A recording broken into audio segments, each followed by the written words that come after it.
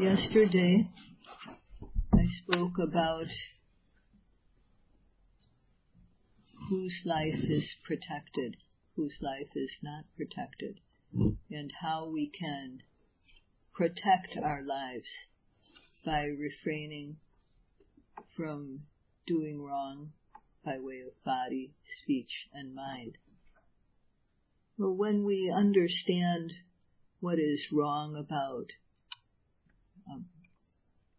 doing gross misdeeds like killing or stealing, committing adultery, or by the types of wrong speech that people can commit, when we understand what is wrong about this, then we can decide to keep morality, keep the basic 5 precepts, and control our behavior.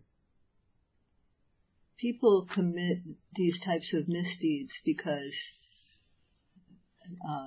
mental defilements overwhelm them.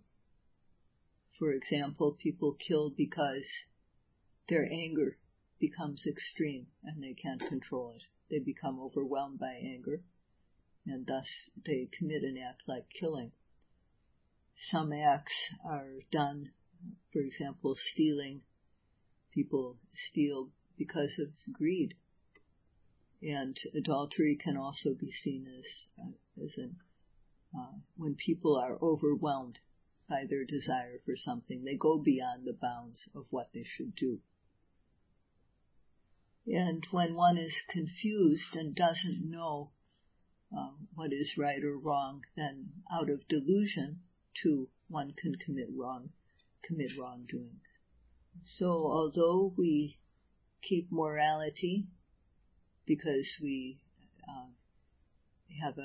understand that it's wrong to do these things, we still need to learn to control and purify the mind so that those tendencies aren't a danger to us any longer, because it is the tendencies, the greed, hatred, and delusion in the mind that are like our enemies, because of those states of mind, we do things that are wrong, and those wrongdoings harm us. So they're like our enemies.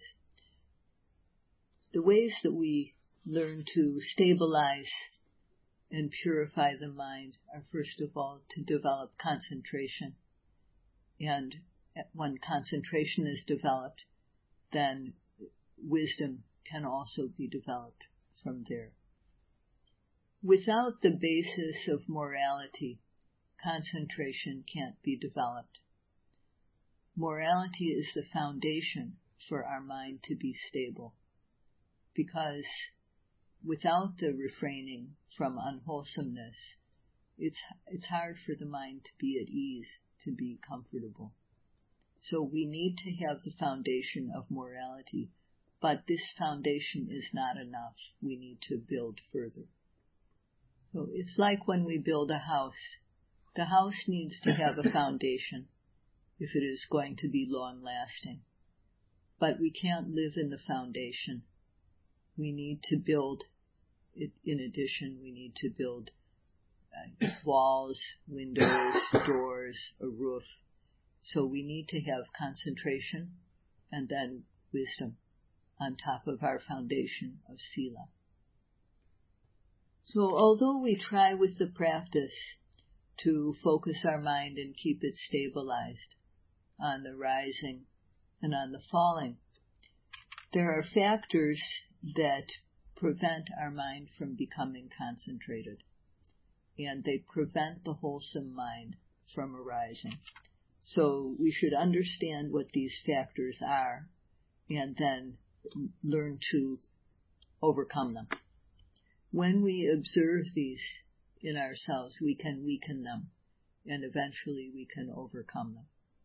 So there are 5 factors that prevent concentration. These factors are called hindrances in English, and they're called nivaranas in Pali.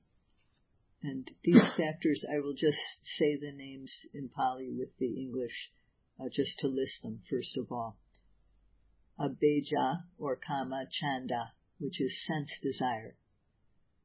That's the first.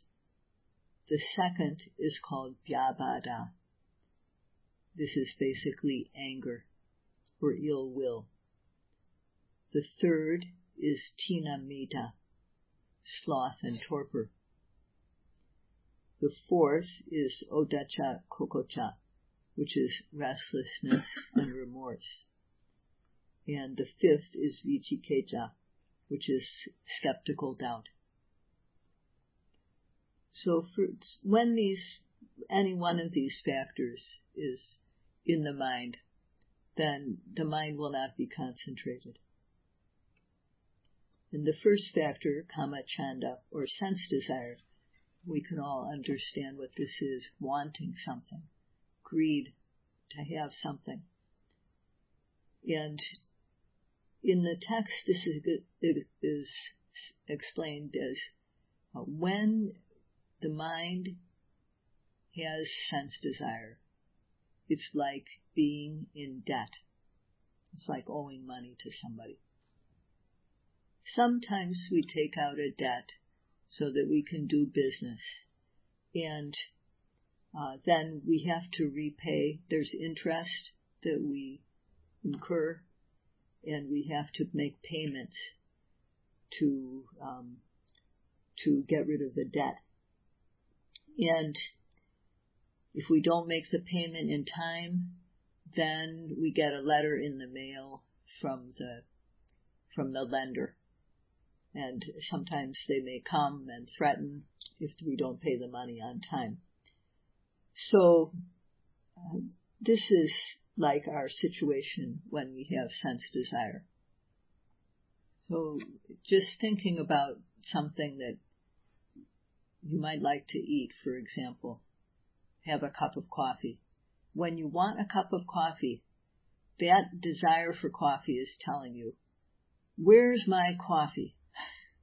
And that desire makes you or me go and get that cup of coffee.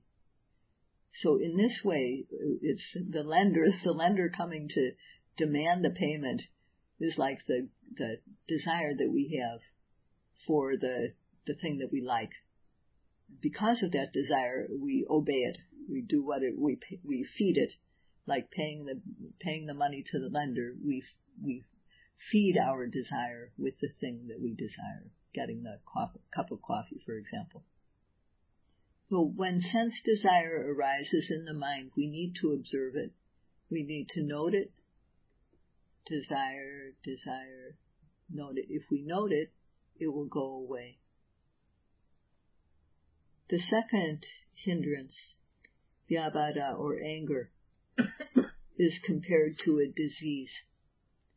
When we have a disease, people who are sick, a lot of times, they don't want to eat anything. Whatever's in front of them, they don't like it. They don't want it.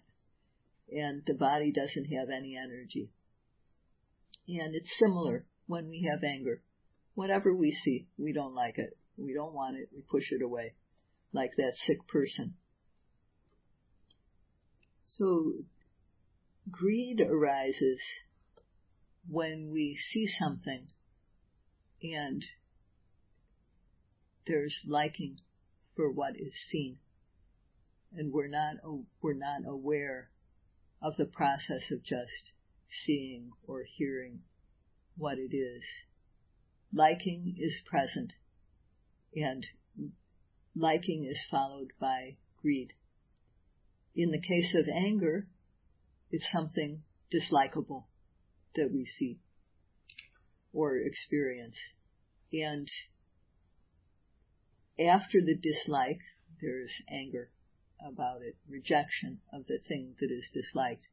So when we can bring awareness to the process of experiencing something, if liking arises, to note it, then it won't go to greed. If dislike arises, to note the dislike, because then it won't go to anger. But when anger arises, it's also to be noted. and our awareness, when brought to it, can overcome it. The third obstacle to concentration is tinamida, or sloth and torpor. That is, sloth and torpor, the mind is dull, first of all. The mind retracts, doesn't want to do anything. And after that, it falls asleep. So this is what is meant by sloth and torpor. And this is compared to, when the mind is filled with sloth and torpor, it's compared to being in jail. When a person is in jail, although there might be a festival going on outside, that person cannot enjoy the festival. The reason is they're locked up in jail. And it's like that when the mind is dull or sleepy. The yogi can't observe the object. It might even be a very good object, but the yogi cannot observe. So, because the mind is imprisoned by this dullness or sleepiness. So there are 7 ways to remedy sloth and torpor. And when sleepiness is one of the most common problems for yogis. Even a yogi who has become enlightened to the first stage can experience sleepiness in the practice. This happened to one of the Buddha's chief disciples, Mahamoggallana. After he became a Sotapanna, he still had sleepiness before he became an Arahant. And the Buddha told him that there are 7 ways to get rid of sleepiness. So the first remedy is to change one's attention to observing the sleepiness. One has to, if one is watching rising and falling, for example, and the mind has become dull, one has to then observe that sleepy feeling, that dull feeling, to examine it with interest. And sometimes just the act of focusing the mind on the sleepy feeling will dispel it. If that doesn't work, then one has to go to the second remedy, which is to remember in your mind something that you know by heart. It can be something related to the practice, like the qualities of the Buddha, or Namo Tassa Bhagavato Arahato Samma Sambuddhassa. Or it can be something completely unrelated, like the national anthem. It just should be something that you've memorized and can repeat in your mind. The act of focusing the mind on that, the aiming of the mind, the application of the mind to remembering like that, can dispel the sleepiness. If it doesn't work to bring it to mind, the passage that you have remembered, you can even say it softly, very softly, out loud. And the third method, if the second method then doesn't work either, then the third method is to pull your ears hard, like this. You pull your ears, twist them, and that brings blood to the head, and that can dispel sleepiness. Or you can hit yourself lightly. That also helps. If that doesn't work, you can open the eyes, and sometimes that will refresh the mind. If that doesn't work, then after opening the eyes, you look at a light, like the light over there or at the front of the room. If that doesn't work, although this hall is pretty quiet, you can get up and wash your face. And that, if you don't feel comfortable doing that, I would understand. But this is one of the remedies, so I have to say it. Get up. You can go to the washroom and wash your face. And if that doesn't work, you can do walking meditation. When you find that the mind has become awake again, go back to sitting. Whenever you try one of these methods, once your mind has become alert again, go back to the regular way of practicing and sitting. But the final method for overcoming sleepiness, if nothing else works, is to go to sleep.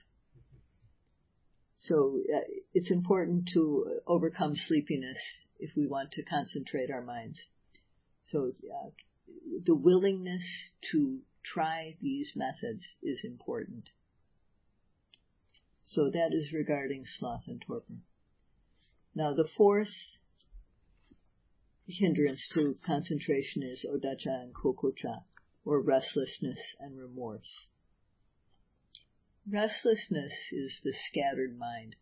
When the mind becomes separated from the object, it's no longer with the object that we're trying to observe, and then it just goes far away. And not only does it, first of all, leaves the object, and then second of all, it just scatters. And remorse is usually for two reasons. Remorse happens when we remember something bad that we did, and then we regret it, or something good that we could have done but failed to do. Those things bring remorse. So those things, remorse has absolutely no benefit. If we did something bad in the past, I remember that Upanyasami said, just forget it. Forget about it.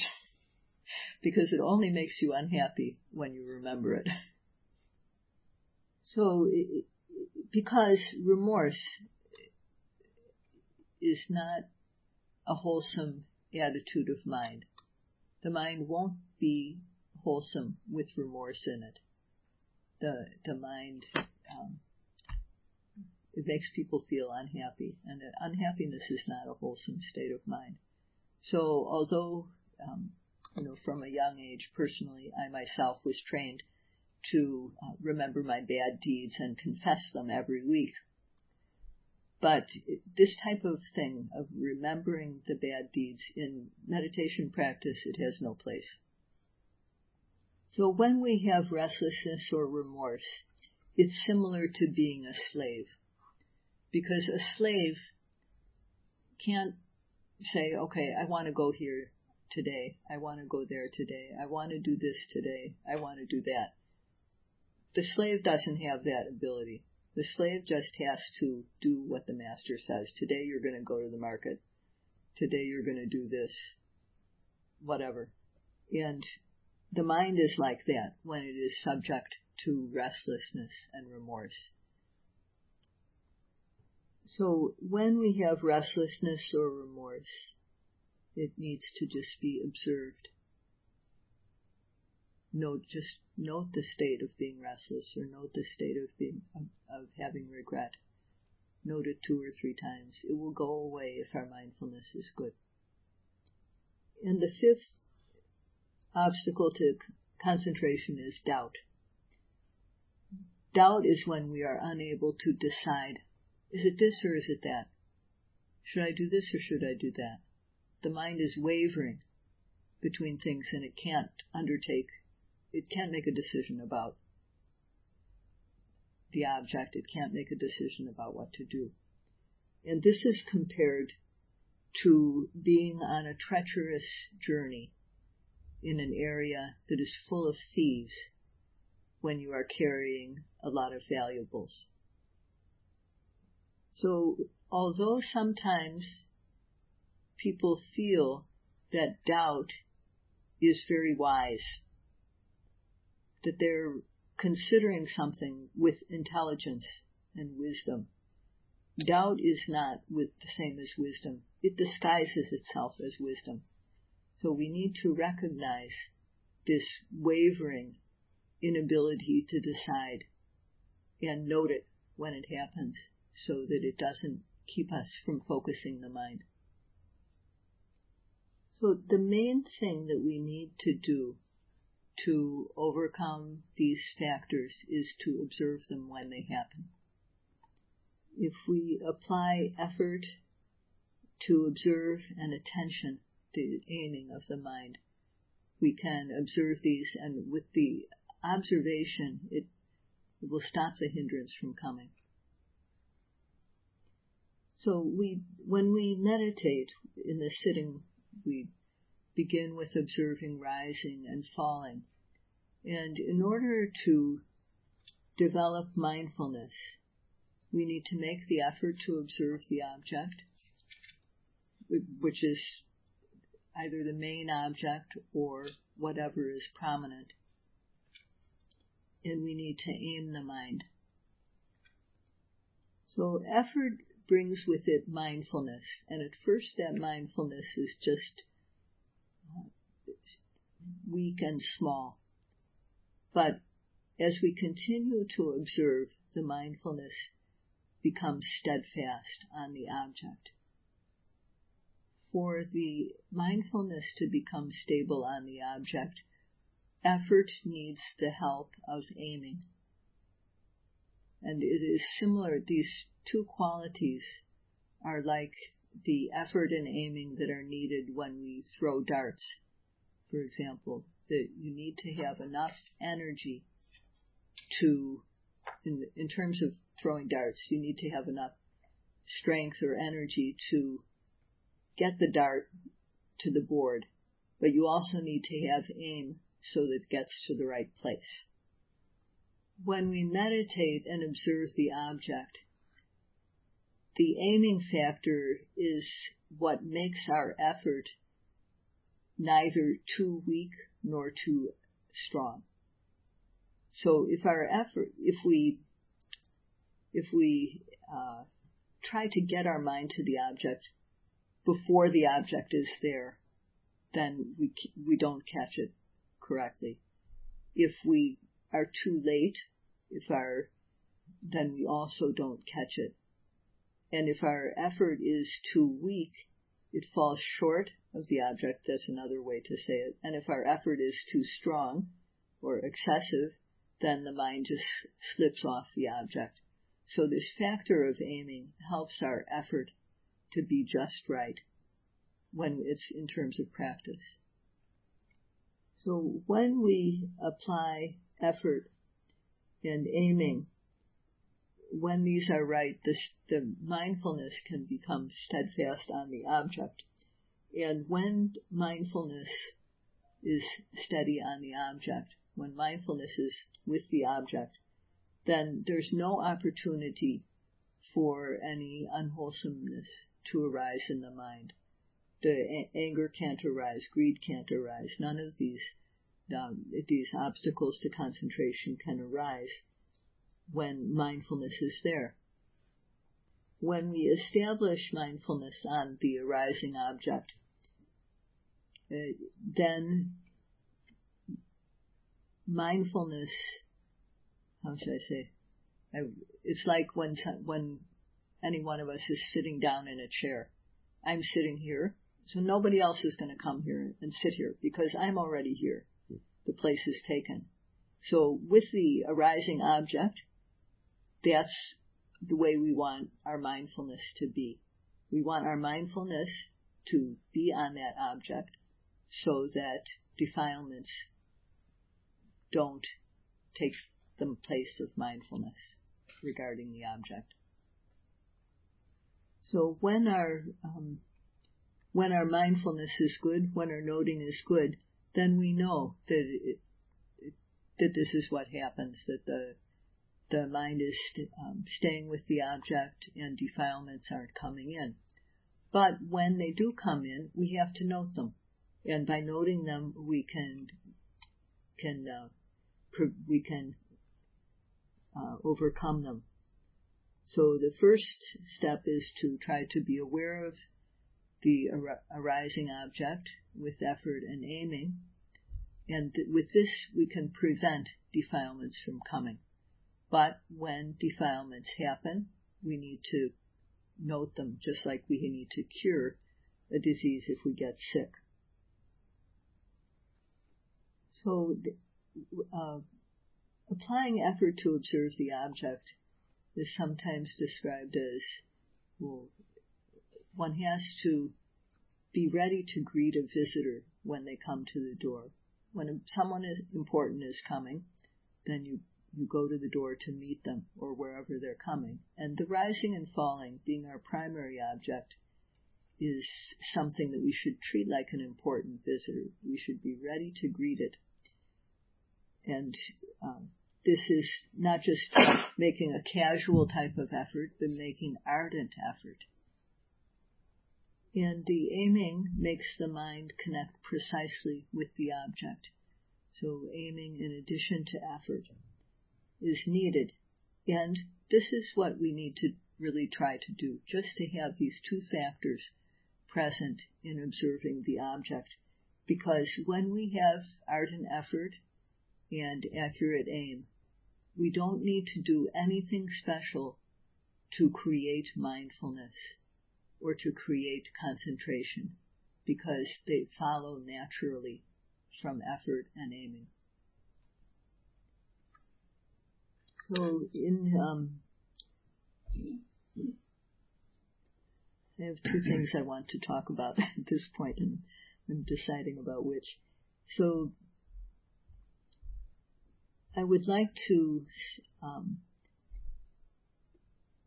talk a bit about working with pain at this point, because many people, of course, many yogis everywhere experience pain. So I would like to talk a little bit about how to work with that. It's said that when we do concentration meditation, good feelings, sukha, vedana, pleasant feelings arise quickly, arise easily. But when we do vipassana meditation, uncomfortable feelings arise easily. Actually, discomfort in the body is nothing unusual, but in our daily life we aren't aware of it. It's said that changing the posture covers over the discomfort. When we're in our daily life, we can change our posture, we can change what we're doing. We move around so that whenever there's discomfort, we can easily change. But in practice, we don't do that because we are trying to stabilize the mind. And it helps to keep the position, to not move frequently. It helps, not moving frequently helps the mind to become concentrated. So when we begin to practice, it is bound to come up that we have uncomfortable feelings. This is after we sit for some time, these feelings come up. And just like any other object, they need to be noted. We don't need to continue observing rising and falling when there's pain. The object of our meditation at that point becomes the pain. So if we let ourselves shift in response to discomfort, then it will be hard to become concentrated. So we need to first of all try to develop patience in observing pain so that we can know what it is like. It's said that patience leads to nibbana, and it is mostly patience with discomfort that helps us to go to nibbana. Because when we can be patient with observing painful feelings, we can develop very good concentration. But until our effort and mindfulness are strong enough, then it's not easy. So we have to have some ways of working with pain. When the noting is, so there's 3 methods, and they're similar to methods of fighting battle. The first method is when you are fighting a battle and your side is stronger, you have more people and you have better weapons, then you can just go straight ahead. This is not a soldier, but this is what is said in the text, that when your side is stronger, you can just go straight ahead and attack. But sometimes you don't have as many people on your side, or you don't have enough weapons. And then you need a different strategy, which is guerrilla warfare. And sometimes you need to retreat. So in each case, these are three ways of working with pain. So when the noting is going well, you can choose the first method. You can just keep on noting the pain, and you can overcome it with that. That's when your mindfulness is strong, your concentration is strong. You can just note, and you'll be able to see the pain come to an end. You'll be able to observe it, and eventually it will come to an end. Some people find that the pain increases when they observe it, and this frightens them. But it is not a cause for fear, because the pain gets stronger because they are becoming more focused on the pain. And like in battle, if you feel afraid, it's going to be hard to stay alive. Same with observing pain. Fear is not going to help you. So when you find that the mind is getting more focused on the pain, don't get afraid. Just keep on trying to note it with a balanced mind. But when we're not so strong, we don't have much energy, we don't have the weapons, then we have to fight guerrilla warfare, which means that we note the pain, and then when it gets too bad, we go back to observing rising and falling. And this gives us relief. This is like you shoot at it, and then in guerrilla warfare, you shoot at the enemy, one person over here. I don't really know, but I just have to use my imagination of this. You can't just attack straight out, so you have to note it and then go back to rising and falling when it gets to be too bad. And this gives the mind more concentration, so that then you can again note the pain for a few more times.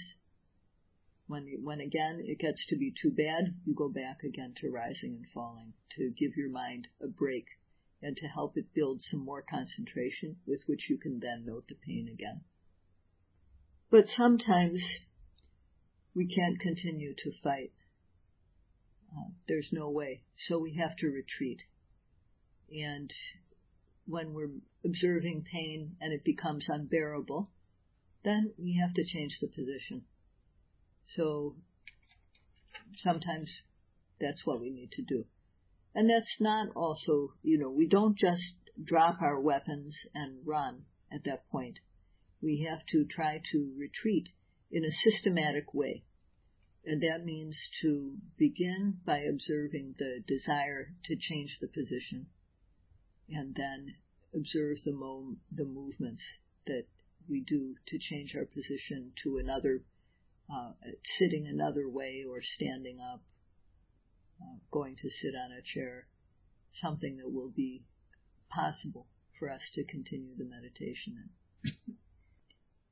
So no one has yet died of pain, as far as I know. So I hope that people will be able to develop their mindfulness, effort mindfulness and concentration, so that they will come to know the true nature of pain and gain wisdom through doing so.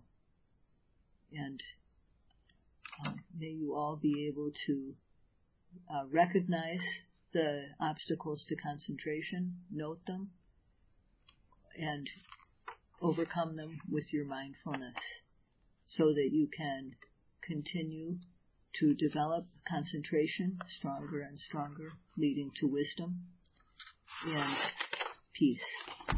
That's all for tonight.